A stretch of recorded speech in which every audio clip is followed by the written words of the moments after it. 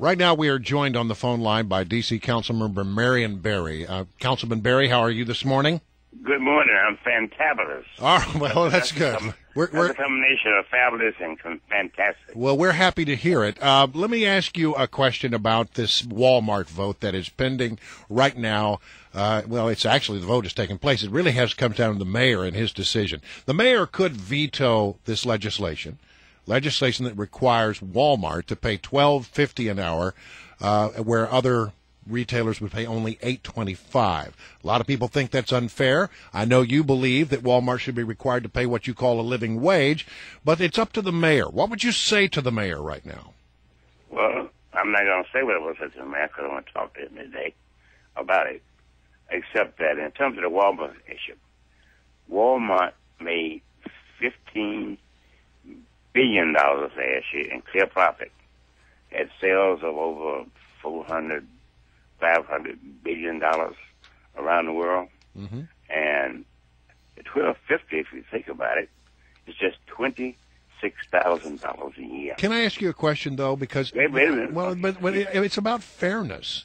Why should one retailer be singled out and being required to pay more for its employees than any other retailer in the district? If you feel so passionately about a living wage for people who live in the District of Columbia, then why not raise the minimum wage on all employers in the district? I'm glad you asked that because I'm chair of the Committee on Workforce Development and Community Affairs, and I intend to, in the fall, come back from recess, which will be September 15th, introduce a minimum wage across the board. The District of Columbia government also has $11.75 wage for any contractor who has a contract with the D.C. government.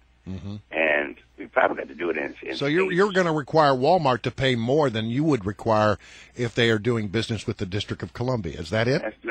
That's not true, no. The Local 400, which is retail clerks, they have a collective bargaining contract with Giant and with Safeway that ultimately pays a lot more than that in terms of people in that kind of business. And also, Walmart around the country pays low wages.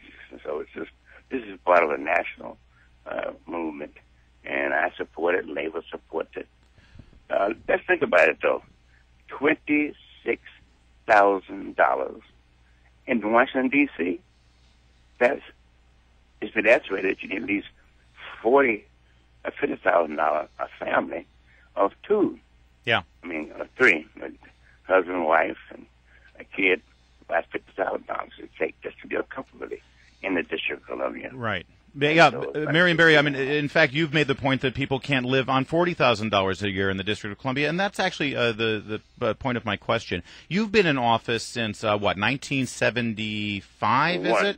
Oh, 1971. So over 40 years you've held some kind of office in D.C.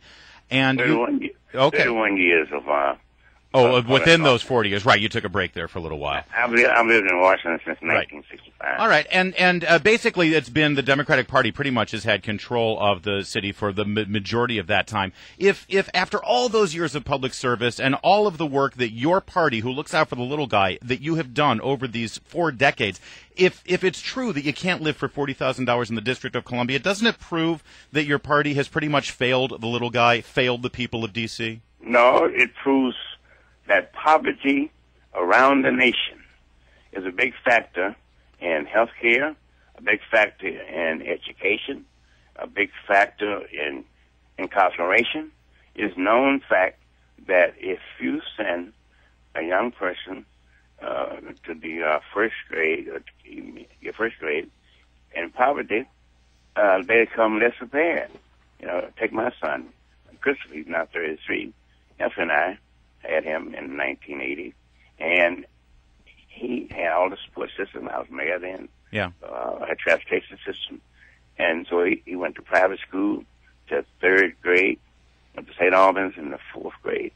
I was opposed to it, but we just compromised on it, and went to Merch in the 5th grade, and Jefferson in the 6th, 7th, 8th, and Wilson in 9th, 10th. Okay. So I'm What about those parents that don't have that kind of access? No, you're right, Mr. Barry. So it's poverty. Not just in Washington. Poverty all over America.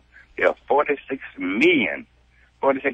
So it's really so city government can't really do much about it. It's really a national problem. So city government is somewhat powerless, I guess, is what I'm getting. Hey, one last quick question for you. Back in 2009, when the district was faced with the same-sex marriage law, you voted against it, and you said at the time that all hell is going to break loose. We may have a civil war because the black community is just adamant against same-sex marriage. Given recent events, do you still hold that position? I never said that. I never said that. Oh, all right. I'm sorry. I'm quoting you from. Be careful where you get that from. Well, it's from the Washington Blade, which is a local newspaper that advocates for gay rights. And I support the Blade. I read the Blade. I contribute to the Blade of some of the stories. My record on gay and lesbian and LGBT is clear since 1971. I was president of the school board. They went to fire a white gay teacher. I stopped it, and the school board adopted a policy of not looking at one's sexuality, but looking at their experience, and etc. I submitted domestic partnership. I went to the first D.C. Pride Day, and I special professor on legislation. Yeah, Mr. Mayor, we're running late, but I just got to ask you one more question. You'll forgive me for this, but really on this Walmart thing. Can't you just be intellectually honest and say you're doing this because the unions are pressuring you to do so? Absolutely not. I'm doing it because people need to make a decent wage to live.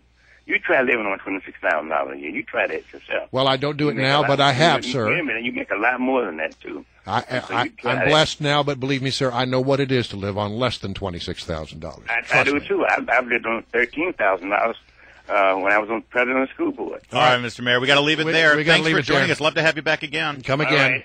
Thank you very, very much. Have a great day. Okay, we will.